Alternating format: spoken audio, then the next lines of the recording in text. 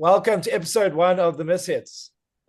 Proudly brought to you by the four of us because we don't have a sponsor, but we'll work on that later. I'm Wade Pretorius, former golf journalist turned whatever, working my way up to an 18 handicap, as the three of you have all seen. Although I think, Matt, but the last time when I played with you, I was actually like maybe low doubles. Yeah. So anyway, three of us are in Cape Town, and Matthew joining us from KZN, the land of milk and honey. Representing the East Coast and a 23-degree day every day for the rest of June. It's just lovely. That's beautiful. Matt, how's the golf going? It's not bad. I have broken 80 in the last 6 months and also broken through 105 twice. What the only thing there isn't is consistency, but it's fun every time. So everything other than the T-ball is very, very good at the moment. The T-ball is, you remember a little bit. I wasn't joking on the group, but I said there's a three-way miss going on. But it's been fun. I got to play some really lacquer courses in the last little while. And everything from like 180 and in is pretty good. That's nice. Trav, I'm not of a multiplier, but tell us how's life, what's going on? Look, a multiplier is not golf at the end of the day. I think we can all fucking agree on that. Am I allowed to fluke? It's necessary. Jerry's out. Keep going. I think the word shit is in the name of the podcast, so I think you're okay. Correct. Yeah. I would call myself more of a low variance golfer, sort of hovering around the 75 to 83. 3.2 trapped in a 7 handicapped body. Part of a little foursome with old Wade and Luke and another mate of ours called the Hosel Rockets in the Cape Town Golf League. And play out of Atlantic Beach. So haven't had a chance to play too many decent tracks lately. I mean, Clavelli was fine, but also somewhat ropey after the storm. But yeah. Is the fourth member of your group, is he a horrible personality and not very funny? Why didn't he crack the idea? Look, production decisions were made. But he might be our first sponsor, so let's just treat him nicely. I was going to say, there goes one of our viewers. You tell us about your golf, because I've got some opinions on yours. Well, I mean, should you explain my situation at the moment, or should I just go?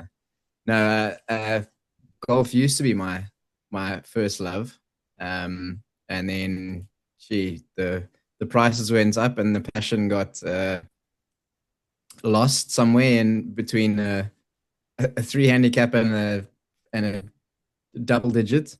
Off a 10 now, but to shoot to a 10 at the moment would be world class. In all fairness, Nicky, I mean, you are playing like Mizuno blades off realistically about a 12 handicap. It's a hell of a big ask. You're not doing yourself any favors. Matt's the same. Matt's a fan of a ridiculous golf bag. If you can't be a great golfer, have great golf gear, right? Like have the shiny Mizunos or the Strix. All the gear, no idea. Yeah. But that's my definition. Matt, you must see the man. I think he's got a swing speed of about 60 miles an hour, but when he flushes it, it's really, really good. And okay, let's get into the meat and potatoes here quickly. I think the subject that we can all agree on, and no insults to our great friends that run the organization, but the HNA Handicaps App has been a out-and-out spectacular mishit from the get-go. Who would like to kick off with some strong feelings? I know Matt and Trav, you guys are probably play more golf than me and Luke. That's why I don't really care. I barely enter any scores anyway. Trav, go, bro. Yeah, well, I was going to say, I mean, look, from a somewhat of a software background, it's hard to imagine a worse launch for the boys. I think they missed their launch date by about a week. There were a couple of reasons for that. One was that they couldn't get the app approved in either Apple or Google Play, which is generally not a great start. They then launched and the wheels came off in a horrible way. General user sentiment was that you couldn't load a score. Personally speaking, I missed about 3 rounds, could not put a score in. They then rolled out what they called a fix. So you're now going to click about 3 buttons to put a score in. I've got a mate at Parkview. Basically, Parkview suspended any kind of score entering for about 2 weeks, which was very lucky for their handicap league boys. But yeah, all in all, very, very bad. As it stands, the app currently has a 1.1 star rating out of 5 on the Apple Store, which for context is worse than the eThekwini municipality app and 2 stars worse than the Cape Town app. So it effectively, it's harder to put a score in than it is to pay your rates, which is not a good look. So I have a confession to make. I'm on the outside of the official handicap network looking in, partially by choice, but partially because I got given as a birthday present a couple of years ago a handicap from some mates who were playing in regular golf games that needed it. And it lapsed, and about a year later I'm like, I just need to get back on this thing. So I went to renew it, and they said, no, you got to pay fines because you let it lapse. You can't just jump in and jump out. I went back and looked through the emails, no like, would you like to? If you don't, then this. So now I've got like a $3,000 fine that's compounding every year. And basically the SMSs I get from my TV license being outstanding and from the HNSA are the two that like every now and then come through that I go, what a terrible organization. So I think did you mention the 1.1 star rating on the App Store? A lot. Yeah, it calls to mind the TV license. So what I have is a very funky Google sheet that I put my own scores in with slope and rating so that I have a rough idea of what my index is. But man, what a terrible, terrible organization. And apparently, look, it's not their fault. They went like with a whole global thing, and it was all going to be hunky dory. Obviously, they butchered getting approval from the app stores, which is kind of key. But for me as a user, like getting like what you had to delete the app off your phone and then put it back on, like I don't know if the lead times were just not built in there, but it's still not better than it was. And just like from me putting in my score, me trying to look if Luke has put in his score, what's going on. So I think, but am I correct in saying we're part of a globe? This is like we use the same tech as everyone else. Yeah, exactly. So the sort of gist of it all was that we were going to migrate to a better system that's run by .golf, which is affiliated with the RNA, with Golf New Zealand. And I think the really frustrating thing is that all of the tech is baked into the thing already. So, you can theoretically connect it to a bunch of APIs. Like I could take my Garmin and I could, like a little bit like the States where it's all hooked up to the, what's that thing there? The HNI or whatever it is they've got over there. Yeah. And it's just, and it's a little bit frustrating, I think, to know that all of it is sort of sat in the background there, but we don't, if it's a question of technical skill or we didn't want to pay enough money, there's a scenario where all of that stuff sat in there and instead we were trying to deal with this sort of steaming pile of trash. So yeah, like buying those fancy Chinese trains, right? Correct. You get all those cutting edge trains, but the train tracks aren't quite lining up with the trains. So we've kind of got the Temu version of what should be a very, very good app. The stateside one's amazing. .golf, by all accounts, lovely organization. They've made some great strides with the RNA one. So the fact that we've got the Kaka cousin of that is a little bit upsetting, I think. I think the South African golfers deserve better. Let's put it that way. But I do like the fact that we have a huge topic for discussion in our next one is these people that I'm going to call handicap network adjacent and running their handicaps off spreadsheets and things. I think that's going to be quite an interesting one. Yeah, the sort of black market handicap dealer. Yeah, exactly. Not great. Yeah. If you go to the licensing department and slip them $100, you can get an off-license handicap that you take around with you. It's not bad. A lot of confessions. Yes, and they also like there was a lot of money, but like, does that mean that we're going to pay more like next year, or like is there going to be a cost thing coming back to the people? Because then you'll see some really upset people. Those 1-star ratings will be. But let's be honest. I mean, I would rather pay an extra $100 if it meant that we got something that worked. And that would actually allow me to get a little bit of insight into how I'm playing or how my mates are playing. If you try and find a golfer now, it's horrendous. You're better off going in the phone book. It's just not good at all. No, it's they still make those yellow pages. Do they still have those in Durban? Our boys Yeah, are a I'm little bit balancing my organized down here laptop in on the two. I'm balancing my laptop on two of them. They're very handy. You don't want to get hot legs.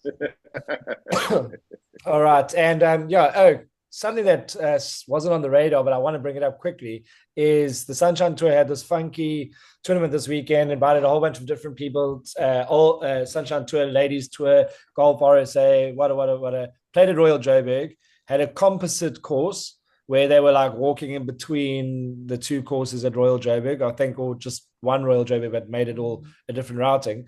And Sunshine Ladies Tour player, Caitlin McNabb, won. So she beat a couple of guys. And at the same time, at one point yesterday, there was another Sunshine Ladies Tour player on top. So it's always going to be interesting. Obviously, she moved up a couple of tee boxes, but that's normal. But she managed to for the first time. So Vodacom Origins of Golf for the past 2 or 3 seasons have had allowed women into their events, just a couple, and no one's really done anything. So massive props to Caitlin McNabb for winning effectively on the Sunshine Tour, which is pretty cool. Yeah, put her in the President's Cup team. Yeah, yeah, come on. I think there's a lot of theories out there. I mean, having a mixed gender President's Cup might change the flow of things a little bit. We could get some of the Korean ladies, and I've got a feeling it'll be a lot more of an equitable competition if we manage to mix it up a little bit. Yeah, a lot closer. It'd be good. I'm a big pusher of that, like to have half men, women. I think that's the only chance that we've got of getting back into some sort of competitive spirit in that competition. Otherwise, the Americans are just using it as a warm-up to sort out all their internal drama before the next Ryder Cup. Yeah, it's got no juice, eh? We need a close one, something to shift a little bit. Or we just play in Australia all the time when they seem unable to handle those courses, which I'm okay with. Yeah, exactly.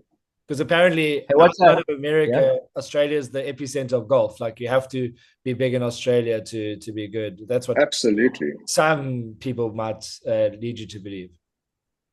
I mean, it's good golf at least, but it's far away. Can I ask? So this is also not on the agenda. As for guys, where are we on ladies golf? Because I was going to watch the Women's Open anyway because of Riviera, but then I found out my wife's best friend is now like the executive assistant for one of the players. So she was there on site with VIP access and sending photos and stuff. She was like working on boats. But man, I thought it was such a good weekend, and it's cool to hear that on that Sunshine Tour as well. Watching ladies golf, or not really? I watched a lot of ladies golf lately because I went to Mauritius to cover the Mauritius Open, so caught up firsthand. Was quite upset when there were quite a few women that were out driving me. Obviously, mine, I have to only work on the ones that actually went straight. But you're a fairway finder, right? Yeah. So South Africa had Cassandra Alexander, who finished one shot short in Mauritius. She was in the top 10 heading into the weekend. Just had a slow weekend. So it's quite cool to see that someone from South Africa. We've been used to the Leanne Paces and the Ashley Boyards, etc. So it's quite nice that we've got a couple of other ladies coming through. But let's turn it quickly to the President's Cup. We mentioned that it would be definitely in our interest to make it a mixed event, but seeing as that it's not, Matt, you sent through the link of our international team. Thoughts on the strength as it stands? Well, I mean, looking at it from a strokes gained perspective, we're in pretty deep shit, I'd say. I think, to put it bluntly, I mean, we had to go someone like Nika Echevarria, for example. I mean, he's a shoo-in now for the side, and realistically, he's like 121st in the world based on strokes gained. So I think it's going to be tough for us. It's nice to see some of the young South African boys poking their heads through the parapet a bit. We've obviously got Casey's in there, Aldrich Woodheater's in there. Sean Norris, by all accounts, is gonna be in the conversation. So it'll be interesting to see how many of our boys end up in there. I think it's obviously not as big a golf market as Australia, but still a big one. It'll be nice to have a bit of representation. It'll be good to see some of the youngsters come through and perform for us. I think go for it, Matt. I was going to say, they seem to like trying to get like some nation allegiances. So if they can get a few Aussies playing together, a couple Canadians, a couple South Africans, they seem to like doing that. for Gies. But yeah, man, that is like as soon as you get past the first couple of guys, it's a very, very weak team. So you just go like one-way traffic again, eh? Yeah, I mean, yeah, unfortunately. I think the way the with LIV players getting out of the equation for world ranking points and these kinds of things, that's how our players have really done well. So credit to Jaden Shaper, Casey Jarvis for winning quite often and getting themselves in the conversation. But if you're gonna look at the list, even for me, a guy like Minwoo Lee, like I know people love him as a bit of internet sensation, but I mean he'll get roasted by the Americans. Although their team is also looking a bit dodgy at the moment. So it could be maybe not as bad as it would be if it was like the Americans had their out and out best team. Although we don't know who that is at the moment because like guys like Justin Thomas and Jordan Spieth aren't the players that they were, or not getting the results that they were a couple of years back. Yeah, I mean, there's a couple of boys I think who are vulnerable, certainly on the US side. I mean, you mentioned, JJ Spawn is putting like a one-eyed goose at the moment, not lacquer. So I think that there'll be a couple of close matches. But I mean, if you take a guy like Minwoo, I mean, he played what, once in the last President's Cup. He only came out on the last day, and the rest of the time he was running around in a chef's outfit. So yeah, it'd be nice to see a little bit more intent out of our Oaks, certainly. I think you're spot on. The US guys are basically treating this as a Bok alignment camp for the big show next year. But yeah, I think there's got to be a solution to make this a little bit more entertaining and a little bit more competitive. Because right now it's almost a non-event. It's good for us to watch the Oaks, obviously, but it's also not nice watching them get hammered. So yeah, we need to figure out a solution to improve.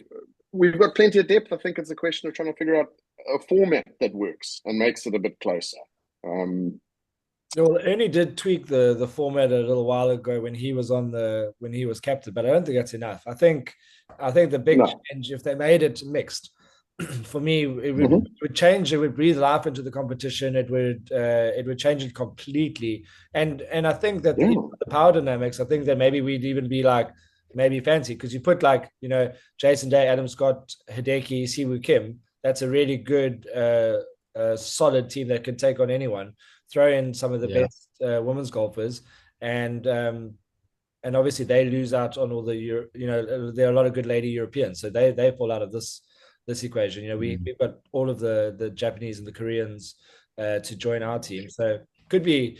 I wonder if this is another blowout if they don't just get together and say, guys, come now, let's make it a marketable product and let's go for the first time go back to Australia and make it mixed.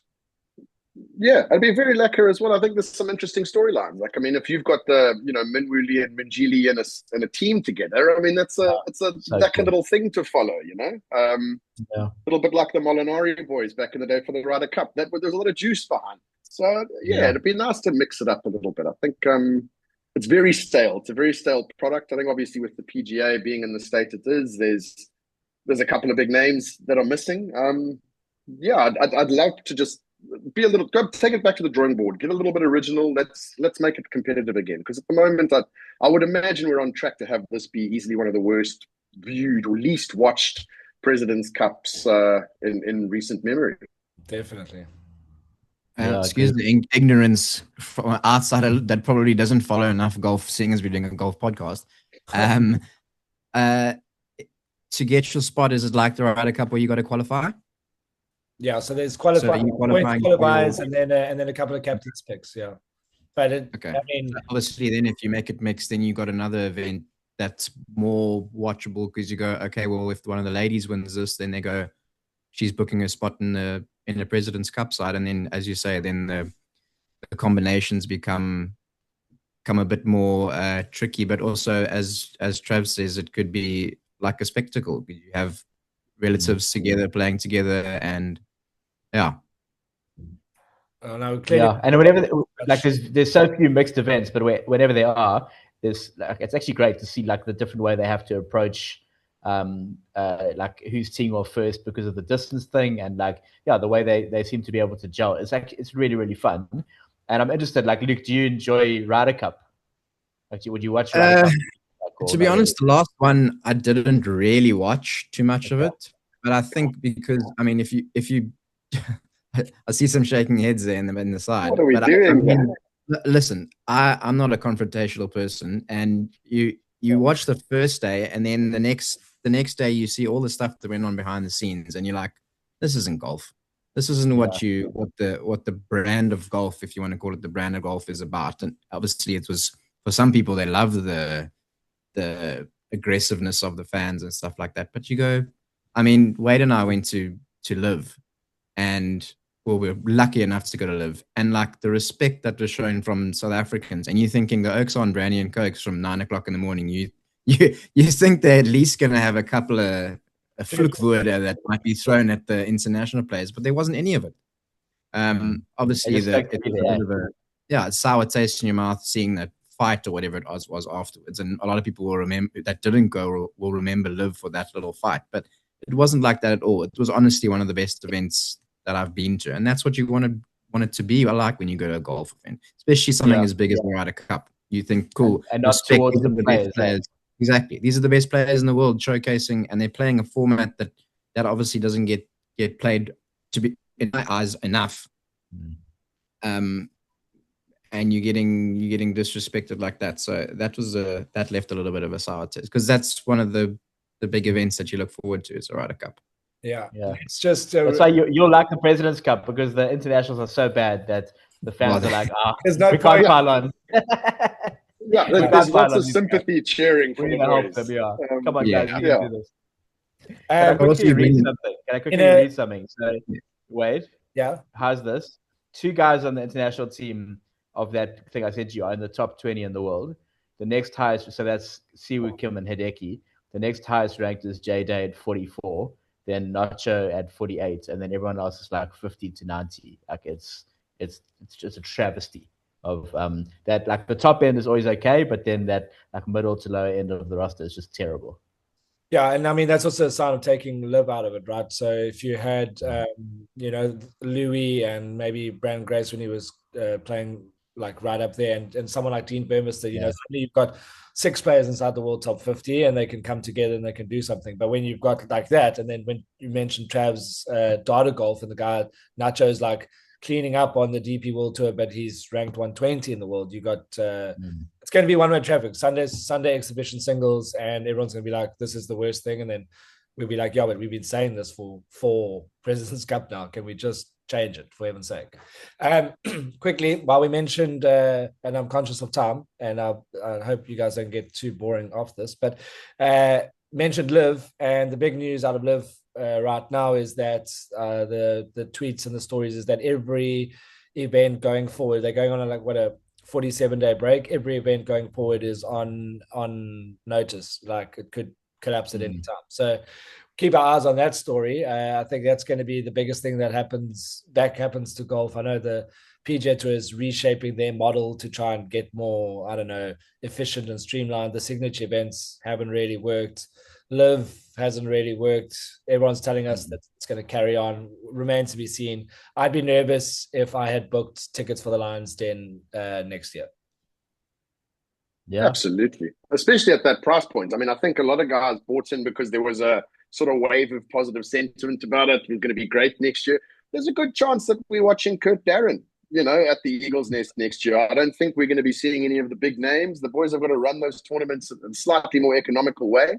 Shall you saying he'll be playing? Do you think he'll be playing at the LIV event? No. He'll definitely be at the after party for sure. But I think there's some big problems there. And I read a Flushing at Golf post this morning where he'd sort of documented the structure and what they're going to pitch to investors.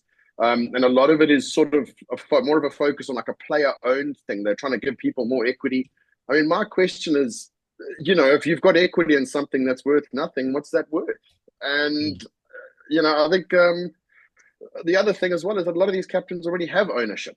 I'd love to have seen Brooks's contract when he was when he left LIV, because all of the captains, as far as I know, had an ownership stake in the team. Does he retain that? How does it work? And I think within the constraints of like their pipeline, I mean, they've got no credible way to get Oaks into that thing at the moment. And what does that do to things like your equity allocation? I think it's just a little bit of a mess. And I think they're going to have to work very hard to find someone who's prepared to give them what they're asking. $300 million for this thing at the moment is what is effectively a money pit. It's a big ask, even for these Wild West private equity oaks. I think they're going to have to sharpen it up. It's going to be a very, very different looking LIV next year for sure. And yeah, I think it's almost going to be a sort of DP World Tour light sort of model by the sounds of things. And that's certainly not something golf needs more of. Yeah, and I think the taking away all the other noise, like who do you want to watch? Who would you actually like to see a little bit more of? I'd love to see more Rom. Like I'd watch him more regularly. I like Bryson for watching because he's entertaining. I know we'll get to Bryson later. And I'd like to see Neiman like a little bit more. Great golfer. Like it's 3 dudes, and they're not going to get anyone else across. So it's like, what actually are people going to be watching? So therefore, what are you selling advertising wise? What's the excitement? It just feels like they've got like worse and worse and worse, and I don't see how it ends other than them going under as a tour. Like, yeah, it's mad, man.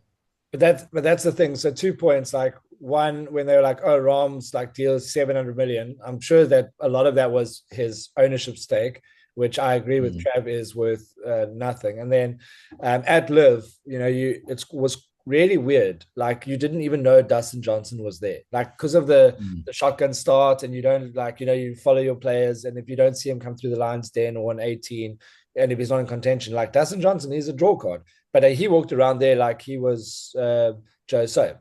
So that's seriously interesting. Even Tyrrell Hatton wasn't much. It was all on Bryson and the South Africans and how that was going to play out. And it was very interesting. But like you say, who else? But I agree with you, those names, and that's it. There's no one else I want to see. Do you want to see Graham McDowell and Martin Keimer? Like, I have no interest in that.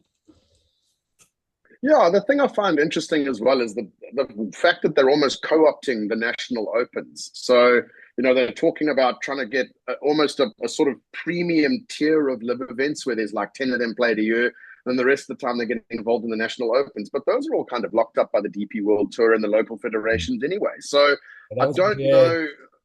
That was a weird stance to take. Like, what we can add some of the players to it, like because that's all you can offer. You can't offer anything else. You're not going to have David Guetta and all, I don't know, Fatboy Slim and whatever playing at the English Open. Like it's not a thing. No, and I mean the point is there's already contractual sort of obligations as well on behalf of the national opens. I mean the South African Open is a DP World Tour event.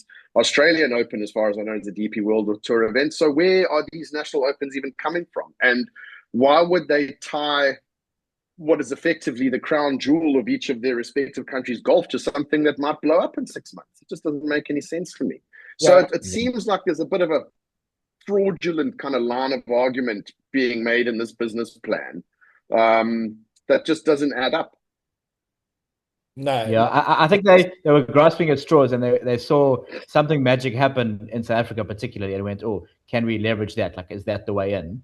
But it feels like they have shallow ideas and no real like big plan, because I think the initial premise was so flawed, like bottomless wallets just throwing money after something and seeing what happens. Like it just, of course it's not sustainable. I mean, and the last thing is like, how much are they going to pay Bryson to stay? Because without Bryson, this thing stops immediately.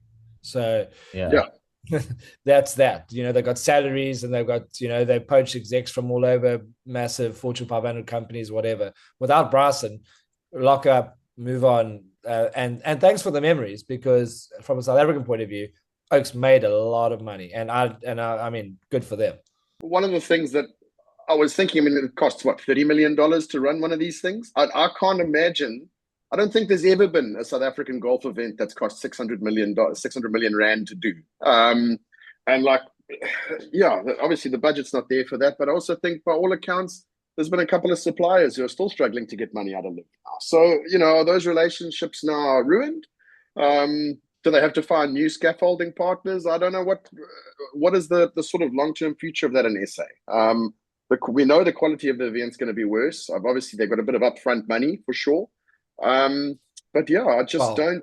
It's going to be an outright disappointment next year. I will put my head on the block and say that it is not going to be close to what we had this year for sure. Yeah. I mean, I could kind of no arguments. I could kind of see South Africa doing something that could win, because I think you do have the likes of like a Johan Rupert, or the guys who, you know, like can do a little bit of a boutique event and go personal invites in the downtime to some of the big names, because you don't need a lot, and get something that way. But for LIV to try and sustain that, impossible. So it's like, I hope that you're talking about the Nedbank Golf Challenge by any chance? Because that's what it is. Yeah. So yeah, but I'm saying like we do have a little bit more, so we can make something cool for South African and leverage off of what that was without, it doesn't need to be LIV. I don't think, play some music, get a cool setup. Yeah, but LIV can't build anything going forward off of that like setup and structure, you know. No, and look, it was a hell of a show. Let me tell you, as a cynic, it was a great sporting event, a great thing to be able to go to. But yeah, no, it's dead in the water as it was. Yeah. And a bit of a formula for what like we should try and do in South Africa, right? Like once a year. Correct, because if you want to talk about fan experiences, I mean, I know everyone's been to different rugby stadiums, but like go to the Stormers one, it's horrid, you know. But if you go to Durban, it's quite a vibe, and if you go to Loftus, it's also quite a vibe. So I think it's also take note. Like, I wonder if any other sporting brands are going, geez, LIV was amazing. LIV drew so many different people. Like if you looked at the cross section, like you know, like Luke and I saw, there was, you know, people pushing their kids and prams around Stan City, which is ill-advised because it was hella hilly. Let me tell you, it was a long treacherous walk. Like, as much as I love my children, leave them at home if you're going to go watch LIV. I mean, that's not a vibe. For me, we all want to have like a big events here, and I think if the Sunshine Tour was in a financial position to have a LIV type event every week, they would. What it boils down to is the financial viability of doing that, and I think that's where the whole thing falls to pieces. You know, could the Sunshine Tour be doing more to make South African golf events better? Yeah, 100%. I mean, they put a bit of effort into the SA Open. By all accounts, that looked very good. But you can't do that on a week-to-week basis. And I think that's where the whole thing kind of falls over a little bit in terms of other brands looking at that model, or other sports looking at that model. It's just not something that we can do down here.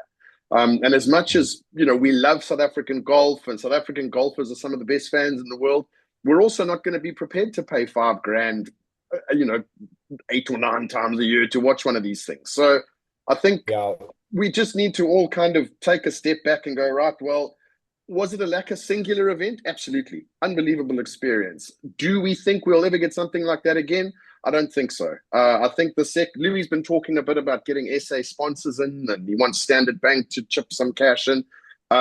You'd have to go a hell of a long way to find South African brands that are willing to put 50, 60, 70 million rand into a weekend of golf. It's just not realistic. So the whole thing, we've talked about it in the past, the whole thing's kind of predicated on you know, just burning pots of cash.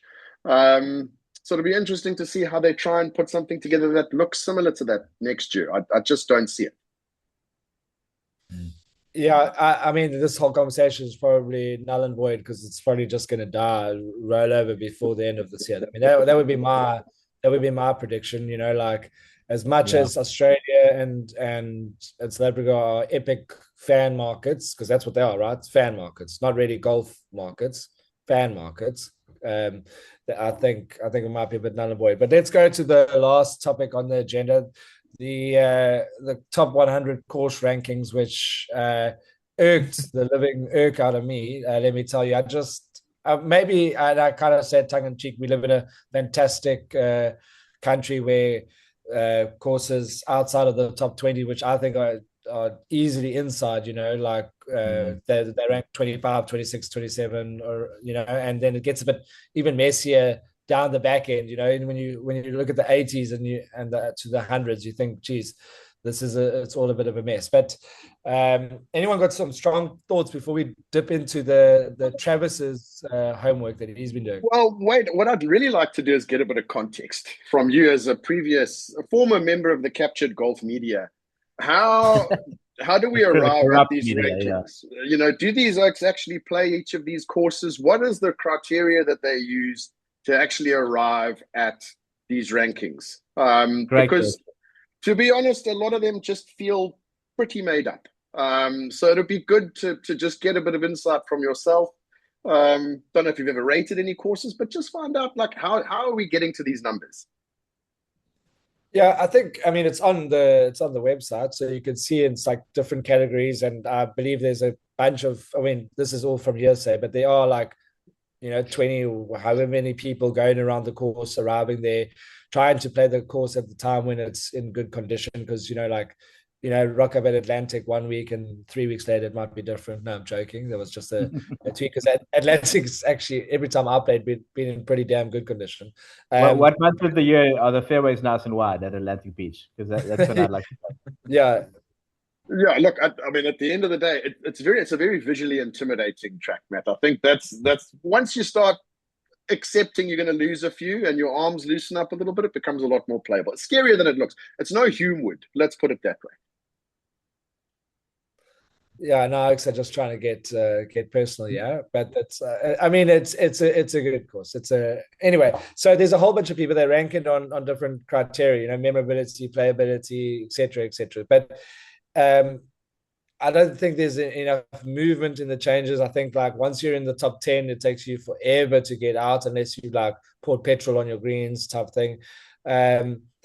It doesn't seem to please anybody. That's the thing. Like there's maybe a few, but like it seems like there's widespread disdain for these rankings. The people that are ranked 89 think they should be ranked 79. There's no one's really terribly happy about it.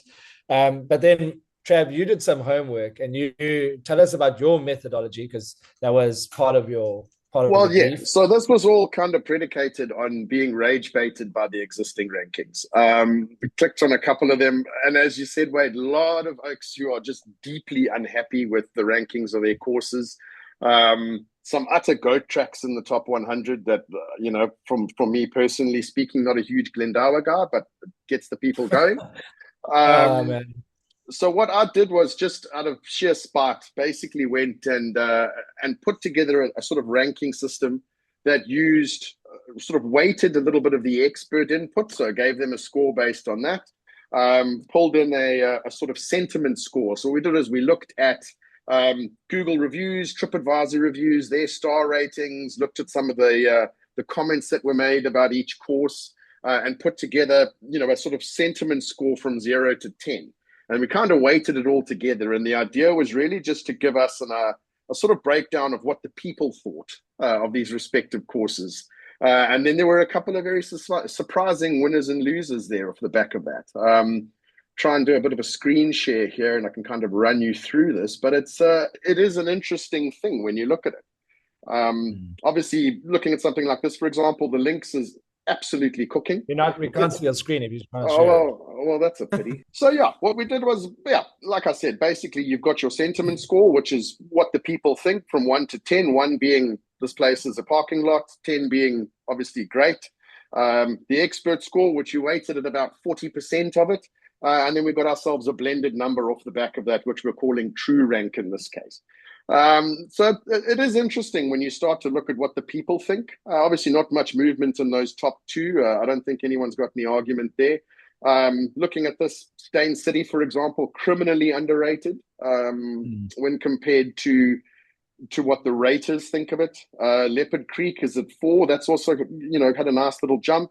Huge fan of Glendower dropping 4 places, but there's a couple of really surprising ones. And I think people will typically agree. Something like George Golf Club, now a sort of 7th ranked course in the country. And anyone who's played George Golf Club, I don't think I've ever met anyone who's come away from George going, shit, what a fantastic place to play golf. And that seems to be reflected in the comments that people make. And, likewise with Otaniqua, lovely track, beautiful views, superb conditioning. The resort speaks for itself, and again, sitting in number 30. So I think there's, happy to kind of send this around to everyone. If we look at our sort of top winners and losers here, which we sort of broke it down by, Boschhoek, again, beautiful track as a Durban boy. Matt, you'll know, unbelievable place.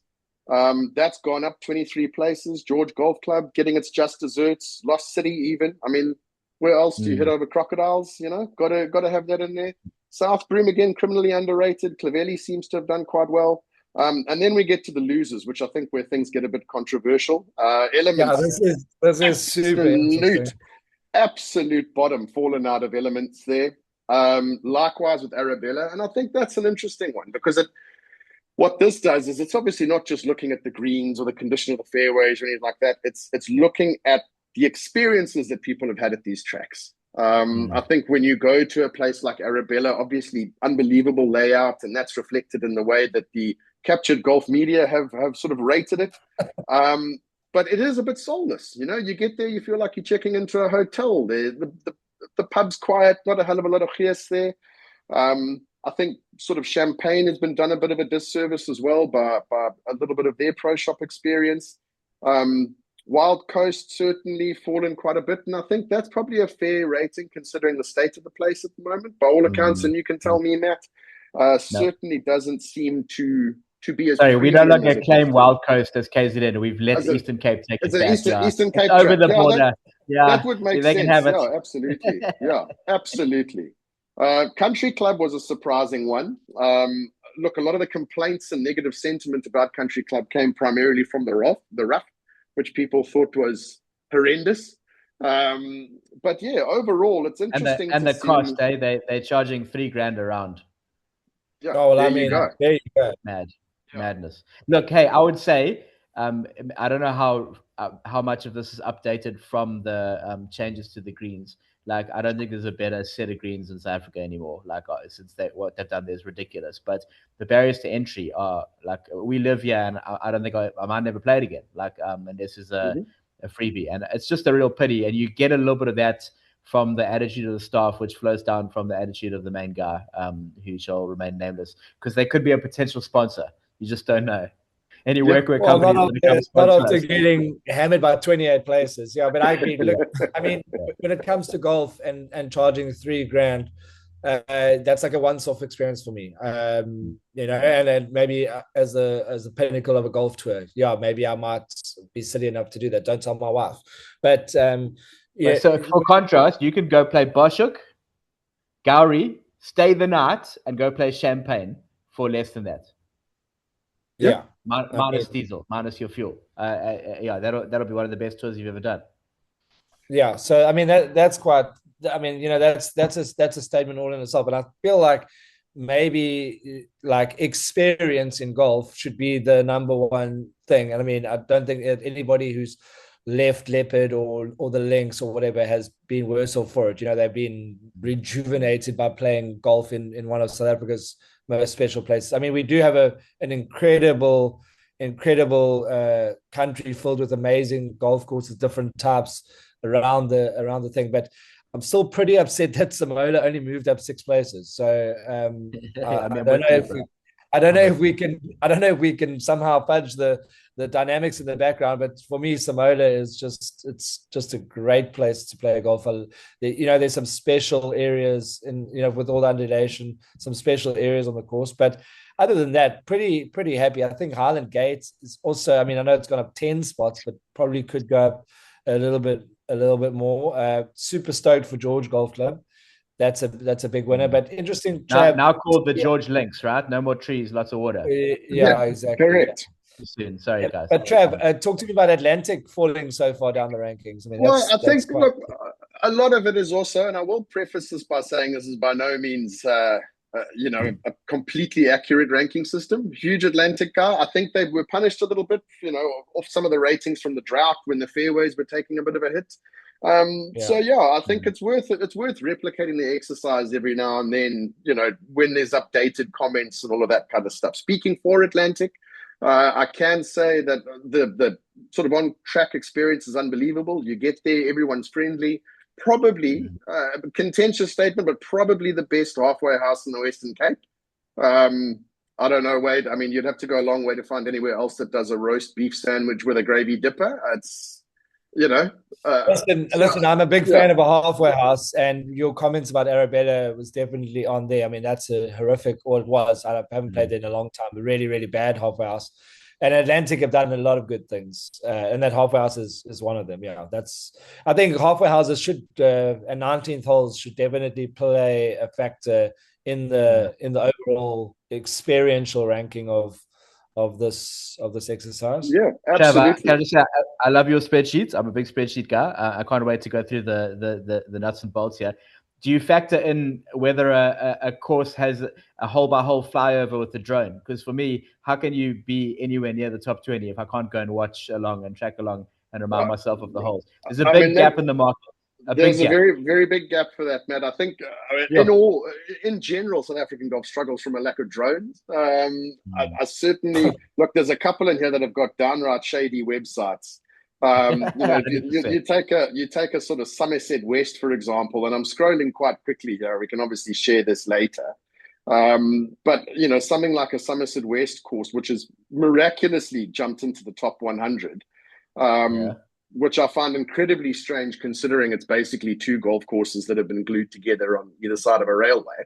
And that's, by all accounts, jumped up quite high in this list. I think it was in the region of about, let me find it quickly. 87. And there's something to be said for solid and accessible, right? Like your Durban Bulls, your Somerset West. Well, this is the thing. I mean, at the end of the day, this is what the people think, which is interesting. And I think that sort of contrasts quite strongly to, the experience that a lot of these raters have. I think that they roll out the red carpet for a lot of these guys sometimes. And that's not necessarily a reflection. How's this band? Yeah. Obi, Wild Coast, South Broom, Atlantic Beach, KDM, Goose Valley, Kambaku. That's insane. Like, even if we say our ranking is the best ranking, that's from like 80 to 86 in the country, and those are magic courses. I mean, South Broom, like that is a cool place to play golf, and then the same can be said for Wild Coast. I mean, maybe not everyone's broken 80 there, that's why they don't want to rank it so highly, but I mean, I know a guy that has, so it's always a favorite of mine. We're probably going to have to come for a suggested Misshits top 20 like that we've played and that we endorse, right? I think that is fair. And at that point, I think we should definitely look at weighting the halfway house, chaps. That makes a very, very big difference to the experience. If you think about a place like a couple of courses down here, for example, I mean, Paro, for all its faults, was a reasonable track for a long period of time. Obviously, we have their struggles now, not as good as they used to be by any stretch, but you go and have lunch there and it feels like you're in the sort of visiting room of a prison. It's horrendous. So there's definitely, I think, some steps that guys can do to improve the overall experience of things. And that's what we've tried to kind of do here, is, you get out your car, how's your day? From the second you put your shoes on to the second you finish up, this is what people are currently thinking. Some of them might be dated again, but at the end of the day, if I'm Googling something, those are the reviews that I'm going to read. So they're as topical as kind of anything else out there. I love it. I love your work. Can I say I did the bullet point version of this. I went 3 courses that I think are too low and 3 courses that I think are too high, and there's some natural alignment. I think Glendower is too high, not a top 10 course in the country. Sorry, lads. Absolutely. Absolutely fine. It's absolutely fun. It's a little better than Cliff Country Club. You can quote me on that. Pearl Valley, not a top 10 in the country. Great course, top 20, good course. You're remembering the free muffins and the fancy bag collection drop-off point at the beginning more than you're remembering the golf. Zimbali, fine. Not as high. Too low, Samola, top 10 in the country in my books. Gowrie, especially now that it's 18 course, you're not having more fun anywhere in South Africa. And Lost City, how is it so low on that ranking? It is so beautiful and so unique and so lovely. And one of the funnest golf courses to play. Two bad holes. Right? 2 bad holes. I agree. That dog leg that turns left, cool. But otherwise, flip, man, beautiful. Yeah. No, that's a good point. Many good shots. The two of you have found your strategic alignment on the Glendower hatred, which is cool. Rule them out of the potential sponsors, but that's all good. No, don't get me wrong about Gate, Glendower, Wade. There's some very nice greens on Glendower. you played it in winter. Yeah, but this summer. is my point though. My contention is that Glendower is effectively two golf courses. You've got the summer track, which is very nice, and you've got the winter track, which is a parking lot full of fire. And for me, you've got to have two rates at Glendower. You have to have a summer rate and a winter rate, because at point blank is not the same experience. You can go to a park view and it's comparable. Park view in the winter is great. Park view in the summer, unbelievable. But there's a disparity in quality at Glendower that I find completely unacceptable. But like, can I ask, in summer, are you saying it's 6? So I think the two rankings that we looked at, the SA Top 100 and Golf Digest, had it at 6 and 8. Is it a top 10 in summer to you in South Africa? Look, I mean, I can't say I haven't played it in summer. Wade dragged me out there in the depths of winter, and it was horrendous, utterly horrendous. But again, that's not to say the bones aren't good. It's good. It's a good Parkland golf course. It's a nice even in summer, it's a very, very good Parkland golf course, a very good championship golf course. Would I rather play there or Samola? I'm choosing Samola, but I'd rather play there or Highland Gates. I'm choosing Highland Gates. So I don't think it's 6th in Gauteng. I think it's really good. I think it's a top 20 course. I don't think it's 6th in Gauteng. It's great. Anyway, I've said enough. Sorry, boys. Yeah. Okay. Yeah. This isn't a Glendower bashing show, guys. Jeez, calm down. Anyway, let's wrap it up. Looking forward to seeing if we get more than 10 views. Good start, good effort, and we'll see you again next week.